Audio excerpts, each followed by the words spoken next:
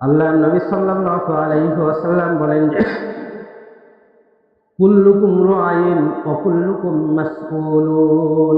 আল্লাহ নবী সাল্লাল্লাহু আলাইহি ওয়াসাল্লাম বলেন যে তোমাদের প্রত্যেকেই কুল্লুকুম রাইন, প্রত্যেকেই হচ্ছে দায়িত্বশীল, প্রত্যেকেই হচ্ছে কি দায়িত্বশীল, ওয়া কুল্লুকুম মাসউলুন, এবং এই দায়িত্বের ব্যাপারে তোমাদের প্রত্যেককেই অবশ্যই অবশ্যই প্রশ্ন করা হবে।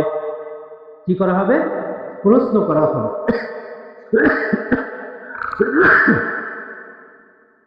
তিনি বললেন যে কুল্লুকুম রাইন ওয়া কুল্লুকুম মাসউলুন, তোমরা প্রত্যেকেই প্রত্যেকের অবস্থান থেকে দায়িত্বশীল এবং তোমাদের এই নিজ নিজ দায়িত্বের ব্যাপারে তোমাদেরকে কি করা হবে? প্রশ্ন করা হবে, জবাবদিহিতা তোমাদেরকে করতে হবে। এবং এইখানে রাসূল সাল্লাল্লাহু আলাইহি ওয়াসাল্লাম এই যে প্রশ্ন বা দায়িত্ব দ্বারা যা বুঝাইছেন, এই হাদিসের পরের অংশে রাসূল সাল্লাল্লাহু আলাইহি ওয়াসাল্লাম বর্ণনা করতেছেন। দেখেন, ওয়ার রাজুলু রাইন ফি আহলিহি, নবী সাল্লাল্লাহু আলাইহি ওয়াসাল্লাম তিনি বলতেছেন যে একজন পুরুষ ব্যক্তি তিনি হচ্ছে রাইন ফি আহলিহি, সে হচ্ছে তার পরিবারের দায়িত্বশীল। সে হচ্ছে কি তার পরিবারের দায়িত্বশীল। এই জন্য প্রত্যেক পুরুষ ব্যক্তিকে তার পরিবারের ব্যাপারে কি করা হবে? প্রশ্ন করা হবে। এই দায়িত্বের ব্যাপারে তাকে যথাযথ জবাবদিহিতা তাকে করতে হবে। সম্মানিত উপস্থিতি, এখন এ তো গেল পুরুষ। এখন পুরুষের সাথে আরেক জাতি আছে না? হ্যাঁ, নারী আছে না? নারীদের কোনো দায়িত্ব নেই, এটাই তো নাকি? নারীরা খালি খাবে, ঘুম পড়বে, এই তো ইচ্ছা মতন চলবে, এটাই। পুরুষকে যদি আল্লাহ তাআলা বাইন্ডিংস দিয়ে দেয়, তাহলে নারীকেও অবশ্যই জবাবদিহিতার আওতায় আসতে হবে। নবী সাল্লাল্লাহু আলাইহি ওয়াসাল্লাম এই হাদিসের পরের অংশই বলতেছেন যে والرجل راع في أهله وهو مسؤول عن رعيته والمرأة راع في بيت زوجها।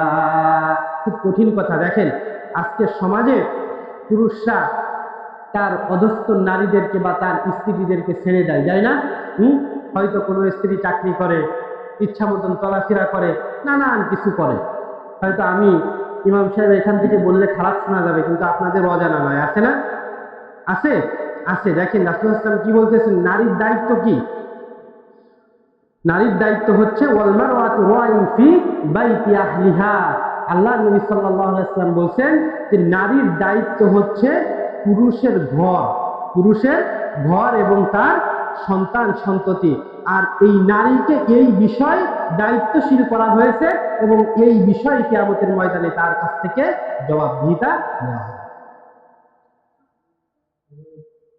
এখানে শুধু জবাবদিহিতা না, যদি এটা আমরা ভাবি, দেখেন আল্লাহ পরিবার পরিকল্পনা কিভাবে সাজিয়েছেন।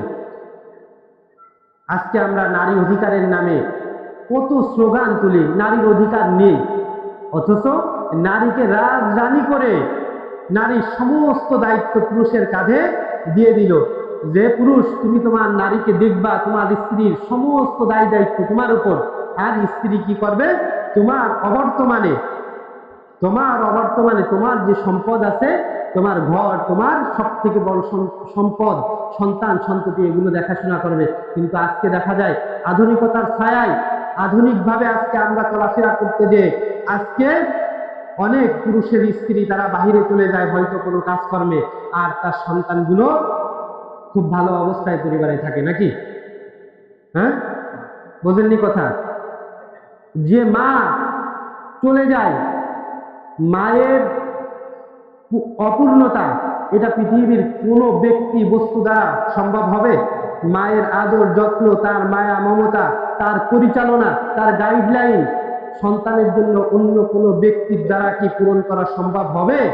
আজকে হয়তো চিন্তা করতেছি আমরা যে তার দ্বারা আমার কিছু অর্থনৈতিক সফলতা তৈরি হচ্ছে, কিন্তু আল্লাহ নবী সাল্লাল্লাহু আলাইহি ওয়াসাল্লাম পবিত্র কোরআনুল কারীমের একাধিক আয়াত, অহরহ আয়াতে এটা দেখানো হচ্ছে যে তুমি যে সফল, এই সফলতা আসলে সফলতা না, বরং এটা ওই যে প্রথমেই বলেছি যে আমরা মানুষ কেবলমাত্র একটা হচ্ছে লাভের বস্তু হিসেবে ঘুরে বেড়াই, একজন আরেকজনের থেকে লাভ খেয়ে আরেকজনের কাছে ছেড়ে দেয়। এভাবেই মানুষের জীবন কি হচ্ছে? পরিচালিত হচ্ছে। আর অজানা অবস্থায় আজকে আমরা সেই ফাঁদেও কি পা দিচ্ছি। সম্মানিত উপস্থিতি, এই জন্য পরিবারের একটা মহান দায়িত্ব, সন্তান সন্ততির একটা মহান দায়িত্ব কে গ্রহণ করে বলেন তো? কে গ্রহণ করে? স্ত্রী। কে গ্রহণ করে? স্ত্রী। এজন্য তাদেরকে এই দায়িত্বের জবাবদিহিতা আল্লাহর কাছে দিতে হবে। সম্মানিত উপস্থিতি, তাহলে ওয়ালমারাতু রাইয়াতুন ফি বাইতি যাওজিহা ওয়া হিয়া মাসউলাতুন, আল্লাহ নবী সাল্লাল্লাহু আলাইহি ওয়াসাল্লাম বললেন যে নারীদেরকে পুরুষের ঘরের দায়িত্ব দেওয়া হয়েছে এবং এই দায়িত্বের বিষয়ে কিয়ামতের ময়দানে জবাবদিহিতা করতে হবে। সম্মানিত উপস্থিতি,